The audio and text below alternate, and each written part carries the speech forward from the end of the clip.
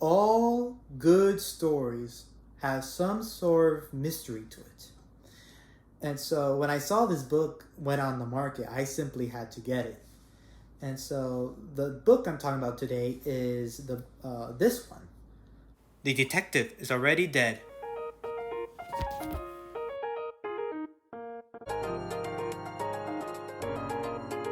And so this is a no spoiler review, so you can sit back and relax. And so throughout this review, I'll talk about what I liked, what I did not like. We'll discuss the structure, and then I'll finally give my final score. So what did I like about this book? Well, when I first got it physically, I noticed that there's a lot of words that are in italics, or actually the main character going through his thoughts. Kimi expresses his thoughts whenever he's thinking, and I could tell that he's trying to be like Sherlock. He's trying to be a detective, a good one. But sadly, every time he misses a detail or two, and he ends up being a Watson, or he ends up only being able to be an assistant. And so at the same time, the main character, Kimi, is aware of his disadvantages. And he has a lot of room to grow. And so that kind of is very nice, because this is only volume 1.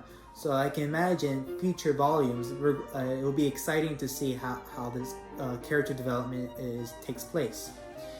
Now, one of my favorite stories is actually chapter 2, where it deals with a pop star trying to prevent a theft. The story has lots of twists and turns, and I know that you will definitely enjoy the ride. Now, what about some things that I did not like about the book? Well, if you turn to page 38, one of the subheadings expresses the problem with this book. Mystery meets sci-fi fantasy. In other words, throughout the writing of this book, the author had a hard time to pick a specific genre and to stick with it. Often throughout the book, it switches between mystery to sci-fi, to fantasy, to action, and it will go back to being a mysterious book. So I feel like if it had a clear set of direction, it would have been better written.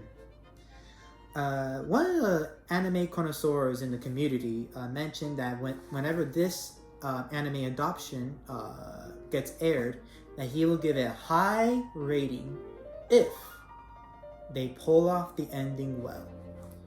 Well, I can tell you that I read the book, and the book did not pull off the ending well. I won't spoil the ending itself, but I can tell you it's definitely a sore thumb, and it was something that I disliked. Now, what about the structure of the book? Well, the book itself is actually split between 3 chapters, and between each chapter it takes a break to do a monologue done by one of the main characters. Now, I have to say, this is one of the things that I really loved about this book. It never leaves the reader bored. There's always something happening, and I think the fact that this book is so enjoyable, it shows how well written it is. So the conclusion is, well, what did I think about the book? Well, I think that this is a very good book. If I were to put it, a lowercase g.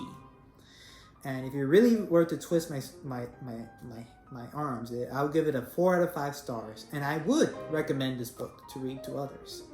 Now, whether I'm going to continue the series and buy more books from the author, that remains to be seen. I want to first see how the anime turns out, and then based on that and the book, I will determine whether to continue the series. So that concludes my review of the book that The Detective is Already Dead, Volume 1.